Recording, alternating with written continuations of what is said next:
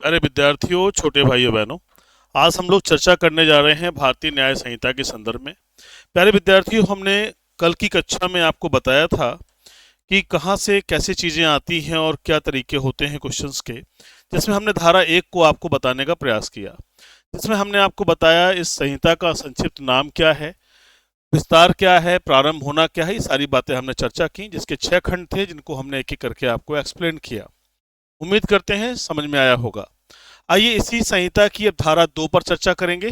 धारा 2 में कई खंड हैं, 39 खंड हैं, जिनमें से हम हर खंड को लेकर चर्चा करेंगे। देखिए, धारा 2 कहती है परिभाषा के बारे में। क्या कहती है? परिभाषा, डिफिनीशन क्लॉज है ये। किसी भी कानून में परिभाषाएं दी जाती हैं शुरुआत में। धारा 1 जनरली देखा जाता है तो संक्षिप्त नाम, विस्तार और प्रारंभ होता है। धारा 2 में उस एक्ट के अंदर, उस कानून के अंदर जिन शब्दों का यूज किया जाना है, उनकी परिभाषाएं दी जाती हैं। ठीक है, तो हर एक्ट में ये बात होती है। तो जब भी कोई आप कानून पढ़ेंगे तो इस बात को पढ़ना ही पढ़ना है, और जो परिभाषा में बता दिया गया है वही आपके लिए इंपॉर्टेंट होता है। कई बार क्वेश्चंस क्या होते हैं कि सीधा पूछा जाता है कि भाई धारा 2 खंड 1 में क्या बताया गया है, तो आपको उत्तर बताना है इसमें कार्य बताया गया है। इसी प्रकार से हम कहें धारा 2 खंड 24 में क्या बताया गया है, तो आपको कहना है सर इसमें अपराध बताया गया है। ठीक है, दो तरह के क्वेश्चंस बनते हैं। एक क्वेश्चन तो ये बनता है कि इस धारा में क्या बताया गया, तो कार्य बताया गया। अगर हम ये पूछें कि अपराध कहाँ बताया गया है, तो धारा 2 खंड 24 में बताया गया है। तो दो तरह के प्रश्नों के लिए हमें रेडी रहना है यहाँ पर। ठीक है, तो अभी हम इन परिभाषाओं को एक एक करके देखेंगे। मैं कोशिश करूंगा कि आपको इजी टर्म में याद करा सकूं, और आप भी इसी समय कोशिश करें कि समझें चीज़ों को बेहतर तरीके से। देखिए, इसमें हम जो पढ़ने जा रहे हैं, ये पहली धारा है। धारा 1 का खंड, धारा 2 का खंड 1 क्या कहता है? कार्य, एक्ट। यानी इस कानून में जब जब हम कार्य या एक्ट शब्द को देखेंगे तो उसका क्या अर्थ होगा? कार्यों की एक आवली का उसी प्रकार द्योतक है जिस प्रकार एक कार्य का। अब इस भाषा को देखने से तो बहुत कठिन भाषा लग रही है, ऐसा लग रहा है क्या है आवली और क्या है। इसका सिंपल सा मतलब है कि अगर कोई एक कार्य है, एक कार्य या 10 कार्य हैं, या 100 कार्य हैं, 1000 कार्य हैं, तो कहा गया उन सभी को कार्य शब्द के अंतर्गत ही रखा जाएगा। यानी कार्यों की, क्रियाकलापों की एक के बाद एक एक प्रवृत्तियां चाहे जितनी हो, उन सबको कार्य शब्द के अंतर्गत रखा जाएगा। क्लियर हो रहा है? तो जब भी पूछा जाए कि कार्य कहाँ परिभाषित है, तो उत्तर क्या हो जाएगा? धारा 1, धारा 2 खंड 1। ठीक है, धारा 2 खंड 1 कौन सा? भारतीय न्याय संहिता। तो इसको बस इतना ही याद रखना है। आइए आगे चलते हैं। अब धारा 2 खंड 2 क्या कहता है? धारा 2 खंड 2 कहता है जीव जंतु, एनिमल। एनिमल क्या है? उनका means any living creature other than a human being.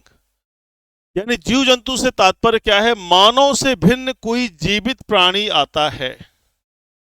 यानी मानव को छोड़ करके, मानव के अलावा जितने जीवित प्राणी हैं, अदर देन, है ना, अन्य जितने जीवित प्राणी हैं, उनको क्या कहेंगे हम? उसको हम कहेंगे जीव जंतु। तो ध्यान रखिएगा, तो जीव जंतु अगर आपसे पूछा जाए कहाँ परिभाषित है, तो ये बार पढ़ लीजिए अच्छे से कि धारा 2 खंड 2 में ये जीव जंतु परिभाषित है। बस ऐसे ही याद करना है, कुछ कठिन नहीं है, कुछ असंभव नहीं है। ऐसे पढ़ते चलेंगे, सब याद हो जाएगा, तैयार हो जाएगा। और जब आप यूपीएसआई में सिलेक्ट हो जाएंगे, ध्यान दीजिएगा, तो आपको ट्रेनिंग के दौरान क्या होगा? ट्रेनिंग के दौरान आपको बीएनएस पढ़ाई जाएगी। तो जो आज आप पढ़कर जा रहे हो, ये आपको ट्रेनिंग में काम आने वाली है। इसके साथ ही साथ पूरी लाइफ टाइम आपके सामने आएगी, क्योंकि अपराध के क्षेत्र में ही तो आपको अधिकारी बनाया जा रहा है। तो जब जिम्मेदारियां मिलेंगी, तो ये आईपीसी के स्थान पर जो हमारी नई किताब आई है बीएनएस, ये बीएनएस अब आपके साथ हमेशा रहेगी। इसको पढ़ना ही पढ़ना है। तो इन बातों को समझे रहेंगे तो आप एक अच्छे दरोगा बनेंगे, एक प्रभावशाली दरोगा बनेंगे। और साथ ही साथ क्या करेंगे? आप अपराध को समझेंगे, प्रवृत्तियों को समझेंगे। जो गलत है वो गलत चीज़ आप दिखा पाएंगे, उस चीज़ को कानूनी दायरे में ला पाएंगे। ये कब होगा? जब आप कानून के खुद जानकार होंगे। ठीक है, तो धारा 2 खंड 2 में क्या बताया गया? जीव जंतु। उम्मीद करता हूं समझ में आ रहा होगा आपको। अब देखिए, ये बहुत आता है परीक्षाओं में, इट इज़ वेरी इंपॉर्टेंट, है ना, ये इंपॉर्टेंट है।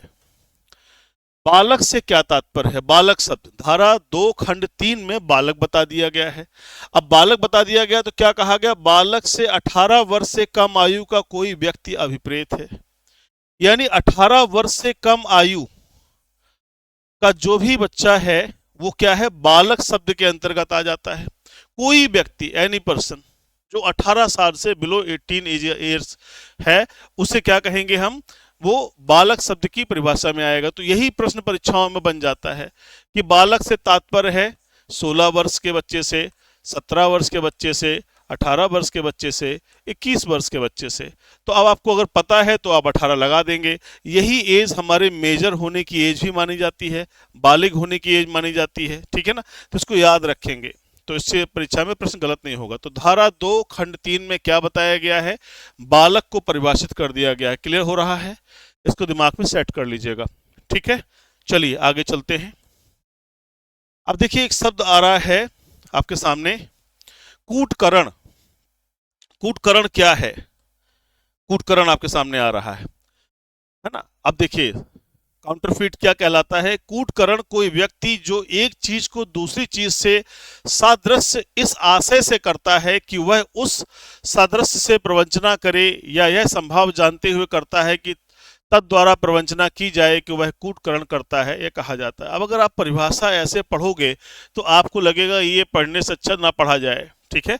अब देखिए कूटकरण जो हमारा हिंदी का शब्द है, कूटकरण, कूटकरण का मतलब है कि कोई चीज है और उसके जैसी ही हमने चीज बना दी, और उस चीज को देखने से ऐसा लगता है, प्रवंचना का मतलब ऐसा प्रतीत होता है, हम जानते हैं कि गलत चीज है, झूठी चीज है, उसके जैसी ही चीज बना दी और उस चीज को हम साबित करने का प्रयास कर रहे हैं, कहीं ले जा रहे हैं, उससे बेनिफिट ले रहे हैं, तो कहा जाता है कि आप कूटकरण कर रहे हैं। जैसे किसी ने, मान लीजिए कोई डॉक्यूमेंट है, मान लो एक डॉक्यूमेंट है, ये ओरिजिनल डॉक्यूमेंट है, इसी का एक डुप्लीकेट डॉक्यूमेंट बनाया, लेकिन वो भी इसके जैसा ही लगता है देखने में, तो क्या कहा जाएगा, इसका कूटकरण किया गया है, ठीक है ना। तो ध्यान रखिएगा, अगर उसी के सदृश, अगर उसी के जैसा बना दिया जाए तो कहा जाता है कूटकरण किया गया है। तो धारा 2 खंड 4 कूटकरण परिभाषित किया गया है, याद रखिएगा। कुल गिनी चुनी धाराएं हैं जिनमें से सब बातें आपको देखनी है। हालांकि जब मैं अपनी कक्षाएं लेता हूं तो मैं सीधे शुरुआत करता था अपराध से, लेकिन अभी मैं आपको परिभाषा खंड को लेकर चल रहा हूं, क्योंकि नई पुस्तक है और हमारी कोई भी लापरवाही हमें परीक्षा से दूर कर सकती है। इसलिए हम हर चीज को एक सिस्टमेटिक मैनर में देख रहे हैं। तो पहले परिभाषा खंड पढ़ लें, फिर हम जो जो इंपॉर्टेंट एरियाज हैं उनको देखेंगे, समझेंगे, ताकि हमारी परीक्षा में सारे क्वेश्चन लगभग फंस जाए, ठीक है। आइए देखें। तो कूटकरण का मतलब है कि कोई ऐसी चीज की तैयारी करना, कोई ऐसी रचना करना, कुछ ऐसा बनाना जो ओरिजिनल जैसा लगता हो, तो इसे क्या कहा जाएगा, कूटकरण। क्लियर हो रहा है मेरे भाई। आइए देखते हैं, आगे चलते हैं। आइए, अब ये इंपॉर्टेंट आ गया, न्यायालय। न्यायालय के संदर्भ में परीक्षाओं के लिए अक्सर पूछा जाता है कि न्यायालय कहाँ परिभाषित है। तो नई पुस्तक है तो खंड 5 आपको याद रखना है कि धारा 2 खंड 5 में न्यायालय परिभाषित है। क्या कहा गया है, वह न्यायाधीश अभिप्रेत है जिसे न्यायिकता कार्य करने के लिए विधि द्वारा अकेले ही सशक्त किया गया है, या उस न्यायाधीश निकाय का जिससे एक निकाय के रूप में न्यायिकता कार्य करने के लिए विधि द्वारा सशक्त किया गया हो, उपबंध ऐसा न्यायाधीश, न्यायाधीश निकाय न्यायिकता कार्य कर रहा है। अब इसको पढ़ने से आपके दिमाग में कंफ्यूजन क्रिएट होता है। मैंने बेयर एक्ट की भाषा को लिख दिया है और मैं उसे इजी करके आप तक पहुंचाने का प्रयास कर रहा हूं। ऐसे ही समय पर एक मार्गदर्शक की, एक टीचर की, एक बड़े भाई की आवश्यकता होती है और मैं उस दिशा में प्रयास कर रहा हूं, कोशिश करता हूं कि आप तक चीजें आसानी से पहुंच जाएं। अब ध्यान दीजिएगा, यहाँ न्यायालय का मतलब है कोर्ट से, अंग्रेजी में कोर्ट बोलते हैं, या न्यायालय। न्यायालय मतलब क्या, न्यायालय का मतलब है जहां न्यायाधीश न्यायिक कार्य करे। कैसा कार्य करे, न्यायिक कार्य। न्यायिक कार्य जहां पर न्यायाधीश करता है उस स्थान को, उस जगह को न्यायालय बोला जाता है। अब उन्होंने कहा कि कोई एक न्यायाधीश जो है वो भी आ सकता है, एक न्यायाधीश आ सकता है, या न्यायाधीशों का निकाय भी आ सकता है। एक जज या मोर देन वन, दो तीन जजेस भी हो सकते हैं। जैसे आप देखोगे कि हाई कोर्ट में संविधान पीठ बैठती है, 5 न्यायाधीश, 7 न्यायाधीश, 9 न्यायाधीश, 13 न्यायाधीश तक बैठे केशवानंद भारती के केस में, है ना। तो वो निकाय भी न्यायालय कहलाएगा। सुप्रीम कोर्ट का वो निकाय क्या कहलाएगा, न्यायालय कहलाएगा। और अगर कहीं पर एक ही जज बैठा हुआ है, वो निर्णय दे रहा है, तो वो भी न्यायालय कहलाएगा। न्यायालय में न्यायाधीश कौन होता है, न्यायाधीश वो व्यक्ति होता है जिसे विधि द्वारा सशक्त किया गया हो। क्या कहते हैं, विधि द्वारा सशक्त किया गया हो, सशक्त, यानी जिसे कानून के द्वारा शक्तियां दी गई हों कि वो व्यक्ति न्यायिक कार्य करे। अब ये शक्तियां कैसे मिलती हैं? अब इस शक्तियों को प्राप्त करने का सिंपल तरीका है कि जब कोई आदमी एलएलबी कर लेता है, एलएलबी के बाद वो पीसीएसजे के एग्जाम में बैठता है, पीसीएसजे के एग्जाम में उसका प्री होता है, फिर मेंस होता है, फिर इंटरव्यू होता है। ये तीनों स्टेजेस क्रॉस करने के बाद उसको भेज दिया जाता है जेटीआरआई में, जजेस ट्रेनिंग रिसर्च इंस्टीट्यूट। यहाँ पर उसकी ट्रेनिंग होती है और फिर इसको जज बना दिया जाता है, सिविल जज, सिविल जज जूनियर डिवीजन, ध्यान दीजिएगा। तो ये जज बन गया। तो सबसे प्रारंभिक जज की श्रृंखला यहीं से प्रारंभ होती है। फिर अगर कोई व्यक्ति ऊपर की ट्राई करता है, जैसे एचजीएस में जाता है, तो एचजीएस के लिए 7 साल की वकालत चाहिए, है ना, एक एज उसके लिए चाहिए 45 साल की। इसके बाद वो आदमी क्या करेगा, एचजीएस की परीक्षा में बैठेगा जो हाईकोर्ट कंडक्ट कराता है, और उस परीक्षा में जब बैठेगा तो वहां भी प्री होगा, मेंस होगा, इंटरव्यू होगा, और इसके बाद फिर उसको एडिशनल डिस्ट्रिक्ट जज बना दिया जाएगा। ये भी प्रोसेस है जज बनने का, ठीक है। इसके अलावा जो 10 साल की वकालत है या 5 साल के न्यायाधीश के रूप में रहे हैं, डायरेक्ट वो हाई कोर्ट जा सकते हैं, ठीक है। इसी प्रकार से सुप्रीम कोर्ट जाने की प्रोसेस है। तो यानी प्रोसेस कई सारी है न्यायालय में न्यायाधीश बनने की, ठीक है। लेकिन उस सबके पहले जरूरी है कि एलएलबी की डिग्री उसके पास हो, इसके बाद वो अलग अलग प्रक्रम में जाएगा।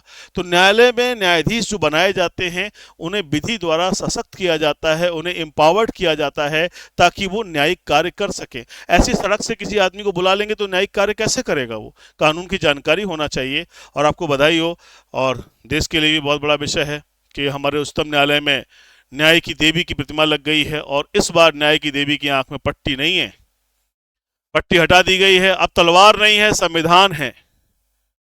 ये बहुत बड़ा कदम है, ये चीज समझने की जरूरत है। और ये बात मानी जा रही है कि न्याय की देवी की पट्टियां खोल दी गई हैं, क्योंकि न्याय की देवी को माना जाता था कि कुछ देखती नहीं है, वो सिर्फ चीजों को समझती हैं, भावनाओं से विहीन है। ऐसा नहीं है। हमारे न्याय की देवी की आंख में पट्टी ना होने से पता चलता है कि उसको सब दिख रहा है, वो सब चीज देख रही हैं कि क्या हो रहा है देश में, और संविधान को एक सर्वोच्च दस्तावेज के रूप में स्वीकार करके खड़ी हैं। तो इस तरह से ये चीजें हुई हैं। अभी हमारे सुप्रीम कोर्ट के मुख्य न्यायाधीश श्री डी वाई चंद्रचूड़ जी ने इसकी प्रतिमा का अनावरण करा, उन्होंने इस चीज को रखा। तो ये बात को ध्यान रखिएगा। तो न्यायालय का मतलब है जहां न्यायाधीश न्यायिक कार्य के लिए उपस्थित होता है और जिसे विधि द्वारा सशक्त किया जाता है। धारा 2 खंड 5 याद रखिएगा मेरे भाई, तो आपके लिए आसान रहेगा। आगे चलते हैं। मृत्यु, डेथ। अब ये सभी परिभाषा खंड है, इसमें परिभाषाएं हैं। जो कह दिया गया है वही आपको याद रखना है, अपने आप कोई व्याख्या नहीं करनी। क्या कहा जा रहा है कि मृत्यु क्या है, डेथ क्या है, इससे जब तक कि संदर्भ से प्रतिकूल ना हो, मानव की मृत्यु अभिप्रेत है। यानी जब भी हम मृत्यु की बात करेंगे तो ये मृत्यु किसकी होगी? मानव की होगी। ध्यान रखिएगा, किसी जीव जंतु की मृत्यु की बात नहीं की जा रही है। वहां जब भी बात होगी तो जीव जंतु शब्द का उल्लेख किया जाएगा, लेकिन अगर सिंपली जो है मृत्यु शब्द आता है तो उसका मतलब क्या है कि मानव की मृत्यु। क्लियर हो रहा है? कहाँ है? धारा 2 खंड 6 में है। तो आप पर डे के पर डे चीजों को निपटाते चलिएगा, याद करते चलिएगा, लिखते रहिएगा, बहुत तेजी से याद हो जाएगा, कहीं कोई दिक्कत नहीं आने वाली है। आइए देखते हैं आगे। अगली परिभाषा है धारा 2 खंड 7, बेईमानी। बेईमानी से इस आशय से कोई कार्य करना अभिप्रेत है जो एक व्यक्ति को सदोष लाभ, सदोष अभिलाभ कारित करे या अन्यथा किसी व्यक्ति को, अन्य व्यक्ति को सदोष हानि करे। ध्यान दीजिएगा, बेईमानी, डिसऑनेस्ट की बात कर रहे हैं कि डिसऑनेस्ट इंटेंशन। अगर हम कहीं परिभाषाओं में जाएंगे, आने वाले समय में हम चोरी की परिभाषा पढ़ेंगे, तो चोरी में कहा गया है कि बेईमानी पूर्ण आशय हो, बेईमानी पूर्ण आशय हो, your intention must be dishonest, पहली चीज। दूसरी है सहमति के बिना हो, बिना हो। तीसरी बात है कि जंगम संपत्ति यानी चल संपत्ति हो, और चौथी बात है ले जाना, छिपाना या हटाना। अगर ये 4 चीजें मिलती हैं तभी चोरी का अपराध होगा मेरे भाई। अब इस चोरी के अपराध का जो महत्वपूर्ण आवश्यक तत्व है वो क्या निकल करके आया है? बेईमानी पूर्ण आशय हो, your intention must be dishonest. अगर हम चोरी करना चाहते हैं तो हमारा आशय ये होना चाहिए। अगर ये नहीं है तो चोरी नहीं है। अगर हम अपने साथी के यहाँ से कोई चीज लेके चले गए और मन में नहीं है ऐसा कोई भाव कि हमें इसको ऐसा करना है, ले जाना है, वापस नहीं करना है, तो चोरी थोड़ी है। लेकिन ले जाते समय ही अगर ये भाव है कि नहीं भाई इसको हमें गायब कर देना है, तो फिर चोरी हो गई। तो क्या कहा जा रहा है कि एक व्यक्ति को सदोष अभिलाभ कारित करे, भाई जो ले जा रहा है उससे किसी व्यक्ति को लाभ हो जाएगा ना, अगर ऐसा है, या किसी अन्य व्यक्ति को सदोष हानि करे, भाई जिसकी ले गया उसकी हानि हो गई ना।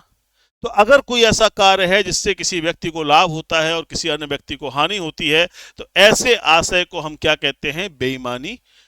इसको याद रखिएगा। तो इसे बोलते हैं डिसऑनेस्टली या डिसऑनेस्ट, ठीक है। और अगर ऐसा करने का आशय है तो डिसऑनेस्ट इंटेंशन हो गया, बेईमानी पूर्ण आशय हो गया। तो धारा 2 खंड 7 याद रखिएगा, ये परीक्षाओं में पूछा जाता है, इंपॉर्टेंट है, ठीक है। इसको रट लीजिएगा, 2-4 बार पढ़िएगा तो याद हो जाएगा।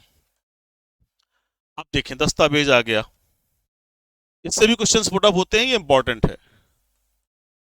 दस्तावेज क्या है? दस्तावेज अंग्रेजी में डॉक्यूमेंट बोलते हैं, ठीक है। परिभाषा खंड है इसलिए याद करिएगा। दस्तावेज से कोई ऐसा विषय अभिप्रेत है जिसको किसी पदार्थ पर अक्षरों, अंकों या चिन्ह के साधन द्वारा या उनमें से एक से अधिक साधनों द्वारा अभिव्यक्त या वर्णित किया गया हो, और इसके अंतर्गत ऐसे इलेक्ट्रॉनिक और डिजिटल अभिलेख भी हैं जो उस विषय के साक्ष्य के रूप में उपयोग किए जाने को आशयित हों या उपयोग किए जा सकें। यानी इसमें कौन कौन सी चीजें आ गई डॉक्यूमेंट में? इसमें उन्होंने कहा कि कोई भी ऐसी चीज, कोई ऐसा विषय जो क्या हो, जिसमें क्या क्या चीज हो, किसी पदार्थ पर, यानी चीज क्या होनी चाहिए? पदार्थ होनी चाहिए। किसी पदार्थ पर क्या हो? उन्होंने कहा अक्षर हो, अक्षरों का प्रयोग हुआ हो, अक्षर हो। फिर अंकों का प्रयोग हुआ हो, अंकों का प्रयोग किया गया हो उस चीज में, या कोई चिन्ह बनाए गए हो, चिन्ह का प्रयोग हुआ हो, या कोई इलेक्ट्रॉनिक या डिजिटल, इलेक्ट्रॉनिक या डिजिटल, इन चीजों के माध्यम से किसी पदार्थ पर, किसी पेपर पर, किसी वस्तु पर, किसी कंप्यूटर के पेज पर, किसी फाइल पर अगर हमने इन चीजों का प्रयोग किया है, तो और उस चीज को जिसको हमने प्रयोग किया है उसे हम एक साक्ष्य के रूप में प्रयोग करना चाहते हैं, एक एविडेंस के रूप में रखना चाहते हैं, तो इस चीज को हम क्या कहेंगे? डॉक्यूमेंट।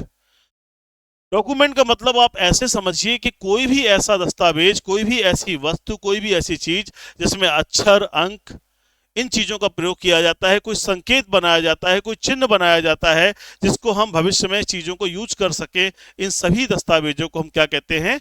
इन सभी चीजों को हम क्या कहते हैं? दस्तावेज। अब जैसे कैलेंडर होता है, कैलेंडर समझिएगा, कैलेंडर में लेकर 1 से लेकर के 30 तारीख तक पड़ी रहती है, किसी महीने में 31 भी होती है। अब उसमें हमारे यहाँ कैलेंडर की डेट लिखी है 3, 4, 5, 6, 7, 8 ऐसे लिखी है। हमारी मम्मी, हमारी चाची, हमारे पापा, कोई घर का आदमी, जनरली मम्मी लोग करती हैं, मान लो दूध वाला दूध लेकर आ रहा है, तो 1 तारीख को दूध लाया, 1 को लगा दिया, 2 को लगा दिया, 3 को लगा दिया, 6 को लगाया, 4, 5 को नहीं आया, फिर 7 को आ गया, 7 को लगा दिया, 8 को आगे लगा दिया। तो ये क्या है? एक दस्तावेज में जो ये चिन्ह अंकित हो रहे हैं, इससे क्या पता चल रहा है कि दूध 1, 2, 3 को आया था, 4 और 5 को नहीं आया, फिर 6 और 7 को आया। यानी हम इसे किसी के सामने पेश कर सकते हैं, एक साक्ष्य के रूप में रख सकते हैं, उस दूध वाले को भी दिखा सकते हैं, देखो तुम इस दिन नहीं आए थे। तो एक दस्तावेज बन गया, ये समझ में आया?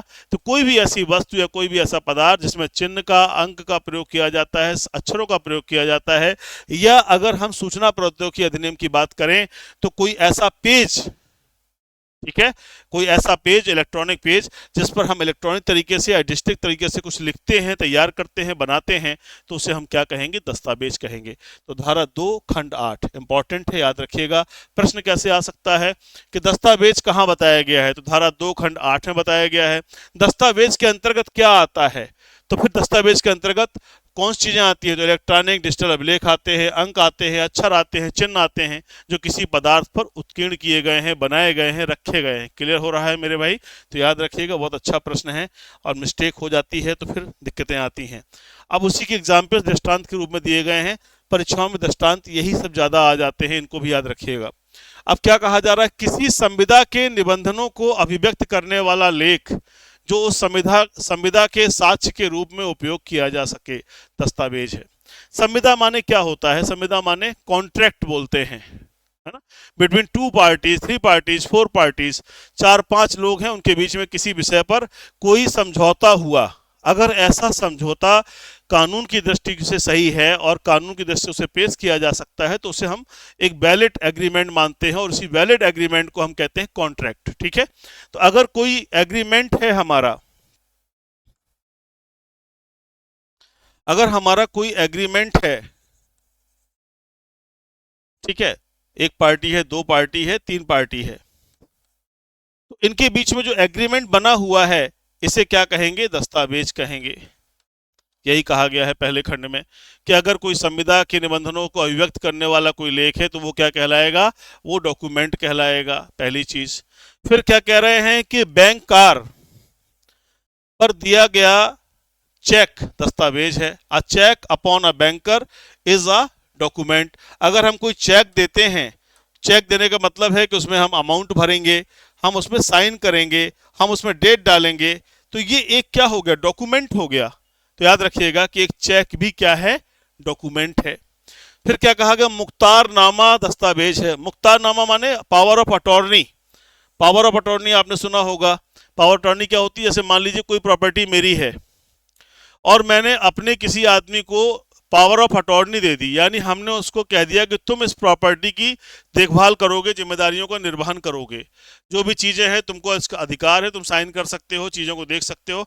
तो ऐसे व्यक्ति को जिससे हम ये अधिकार देते हैं उसे क्या कहते हैं? पावर ऑफ अटॉर्नी दे दी गई, यानी उसे मुख्तारनामा दे दिया गया। तो जो मुख्तारनामा हमने लिखित में दिया है, जो डॉक्यूमेंट हमने दिया है कि इस आधार पर वो फला व्यक्ति कोई भी कार्य कर सकता है, तो ऐसे दस्तावेज को भी हम क्या कहते हैं? ऐसी चीज को भी हम क्या कहते हैं? दस्तावेज रखते हैं, दस्तावेज के रूप में जाना जाता है। यानी पावर ऑफ अटॉर्नी जिसे हमने ट्रांसफर की है, जिस लेख के आधार पर, जिस एग्रीमेंट के आधार पर, जिस बात के आधार पर, तो वो लेख क्या कहलाएगा? वो दस्तावेज कहलाएगा। तो ध्यान रखिएगा कि मुख्तारनामा भी एक दस्तावेज है, चेक भी एक दस्तावेज है और एग्रीमेंट की कॉपी भी एक दस्तावेज है। क्लियर हो रहा है? चलिए, मानचित्र या रेखांक जिसको साक्ष्य के रूप में उपयोग में लाने का आशय हो या जो उपयोग में लाया जा सके, दस्तावेज है। A map of plan which is intended to be used और which may be used as a evidence is a document. अगर कोई मानचित्र है, कोई मैप है, ध्यान दीजिएगा, अगर कोई मानचित्र है, कोई रेखांक है जिसे हम साक्ष्य के रूप में प्रयोग में लाना चाहते हैं तो उसे भी हम दस्तावेज कहेंगे। कई बार घर के क्या होते हैं? घर के पेपर्स होते हैं। घर में यहाँ पर सीढ़ी गई है, यहाँ पर कमरा बना हुआ है, यहाँ से फिर सीढ़ी जाके ऊपर गई है, यहाँ पर दो बड़े हॉल बने हुए हैं, यहाँ पर डाइनिंग हॉल बना। ये जो दस्तावेज है, ये जो पेपर्स है हमारे पास, ये भी क्या है? दस्तावेज कहलाएगा। इसके लिए ध्यान रखना है कि मानचित्र और रेखांक को भी दस्तावेज कहा जाता है। और जिस लेख में निर्देश या अनुदेश अंतर्विष्ट हो, दस्तावेज है। अगर कोई चीज लिखी हुई है हमारे पास, कोई लेख है जिसमें कोई डायरेक्शंस लिखे हुए हैं, इंस्ट्रक्शंस लिखे हुए हैं कि ऐसे ऐसे करके कार्य करना है, तो उस चीज को भी दस्तावेज कहा जाएगा। तो इन सारी बातों को ध्यान रखेंगे तो एक एक करके हो जाएगा, कोई बड़ी भारी चीज नहीं है। अगर हम बैक होकर देखें तो क्या है? कॉन्ट्रैक्ट है, बैंकर के द्वारा दिया चेक है और मुख्तारनामा। तीन तो ऐसे ही हो गए, संविदा, चेक और मुख्तारनामा। फिर थोड़ा सा हम आगे बढ़े तो हमने यहां देखा कि ये मानचित्र हो गया और कोई लेख हो गया। पांच चीजें आपको दिमाग में अभी तत्काल रखनी है। आइए, अब हमारी अगली धारा है कपट पूर्वक, फ्रैडुलेंटली। कपट से क्या तात्पर्य है? कपट करने से, आशय से कोई कार्य करना विपरीत है, अन्यथा नहीं। यानी जब कोई व्यक्ति कपट, कोई चीज जानते हुए आपको किसी भ्रम में रखता है, मैं जानते हुए आपको कोई चीज ऐसी बताऊं जिसकी वजह से आप ऐसा काम कर जाएं, तो इसे क्या कहा जाता है? कपट। तो कपट को कहां बताया गया है? धारा 9 में बताया गया है। धारा 9 नहीं, खंड 9 में बताया गया है। याद कर लेना है, धारा तो दो ही है, उसका खंड 9 है। धारा 2 में 39 खंड हैं। ठीक है, मैं सबको थोड़ा थोड़ा करके बताऊंगा, फिर इसके क्वेश्चंस आपके सामने लेकर आऊंगा तो आपको आइडिया लग जाएगा क्वेश्चंस कैसे परीक्षाओं में आते हैं।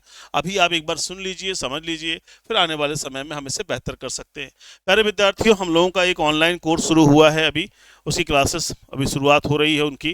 प्रॉपरली क्लासेस 20 तारीख से आ जाएंगी उनकी, और सभी बच्चों को उनको उनके एप्लीकेशंस पे क्लासेस चलेंगी। अभी उनको एक बेसिक इंस्ट्रक्शंस के तहत हम लोग ये क्लासेस दे रहे हैं। 20 तारीख से प्रॉपर क्लास आ जाएगी। वो यूपीएसआई के लिए कंप्लीट कोर्स है और मूल विधि संविधान का कोर्स है, और अगर कोई व्यक्ति सिर्फ मूल विधि पढ़ना चाहता है तो उसका भी कोर्स है। तो ऐसे एक कॉमन प्रोग्राम को हम लोग लेकर आए हैं। निश्चित रूप से वो परीक्षा के लिए दूरगामी भविष्य में अच्छा होगा। 1 साल की पूरी वैलिडिटी है और अनलिमिटेड टाइम आप देख सकते हैं। टेस्ट सीरीज उसमें फ्री की गई है। सारे पीडीएफ मैटर्स वहाँ पर अवेलेबल होंगे। तो ऐसे में कोई भी विद्यार्थी अगर मेहनत करेगा, ये सारी चीज़ें वहाँ पीडीएफ के रूप में पड़ी रहेंगी। आपको इसके आगे की जो कमेंट्री है वो थोड़ा सुनना होगा, लिखना होगा, देखना होगा। आप वीडियो चलाकर कई बार देख सकते हो, समझ सकते हो। कठिन कुछ भी नहीं है, असंभव कुछ भी नहीं है, हम सब कर सकते हैं। बस थोड़ी सी मेहनत चाहिए, थोड़ी सी लगन चाहिए। कानून थोड़ा कठिन लगता है, इस थोड़ा पढ़ने में दिक्कत होती है, लेकिन मैं उसे इजी भाषा में जितना कर सकता हूं अभी कर रहा हूं। आगे और आसान होगा, क्योंकि परिभाषा खंड में तो चीज़ें थोड़ा सा कठिन होती ही हैं। देखने के लिए शब्द जो एग्जैक्टली दिया जाता है वही पढ़ना होता है, तो इसलिए थोड़ा मेहनत करना पड़ेगी। तो कपट पूर्वक कहाँ है? धारा 9 में है। ठीक है प्यारे विद्यार्थियों, हम लोग यहाँ देख रहे थे, आगे चलते हैं। अगली धारा है 10। धारा 2 का खंड 10। धारा धारा 2 का खंड 10 है।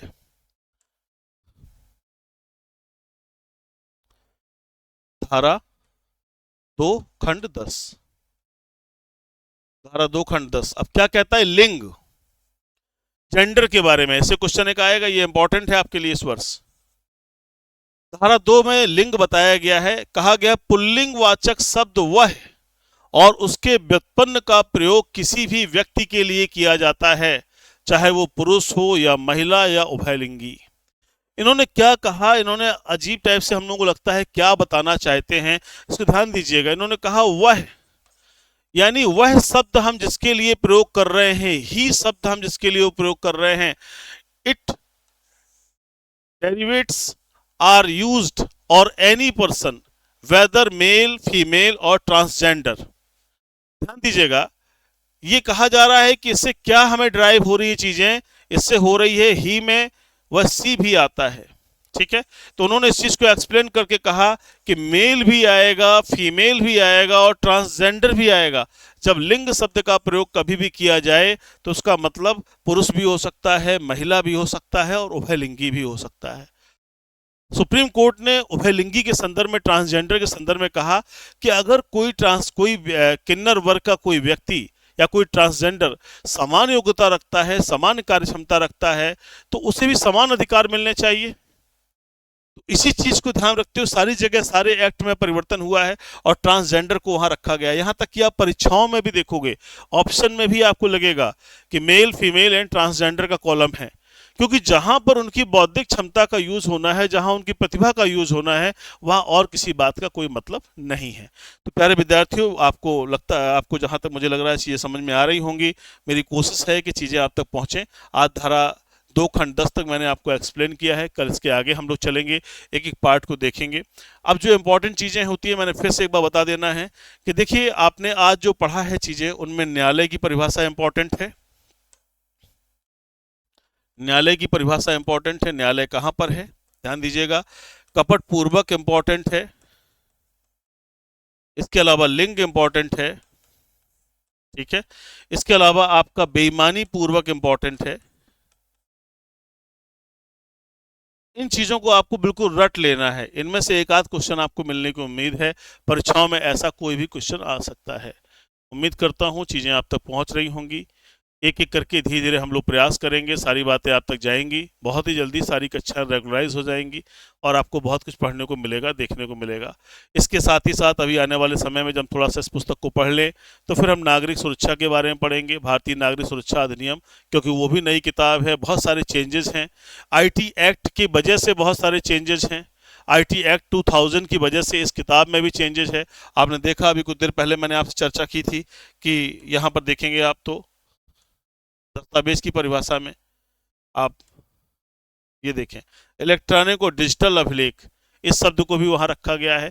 तो इसी वजह से नए चेंजेस के साथ ये पुस्तक बनी है। आने वाले समय में बहुत लंबे समय तक ये कार्य करेगी, क्योंकि आने वाले भविष्य की आवश्यकताओं की पूर्ति को ध्यान रखते हुए इसकी रचना की गई है। सारे अपराध, चाहे जो डिजिटल कैटेगरी से आते हों, चाहे जन सामान्य के द्वारा किए गए अपराध हों, या किसी समूह के द्वारा किए गए अपराध हों, या किसी संगठन के द्वारा किए गए अपराध हों, उन सब को संकलित किया गया है इस पुस्तक में और अपराध की एक वेल डिजाइन बुक बनाई गई है। तो आइए हम लोग चर्चा कर रहे थे जहां पर इसके बारे में फिर से एक बार बताएं। आपको धारा 1 बताई गई जिसमें संहिता का संक्षिप्त नाम, विस्तार और प्रारंभ बताया गया। आज धारा 2 में परिभाषाएं बताई गई और 2 में परिभाषाएं 10 तक बता दी गई हैं। उम्मीद करता हूं आपको चीज़ समझ में आ रही होंगी।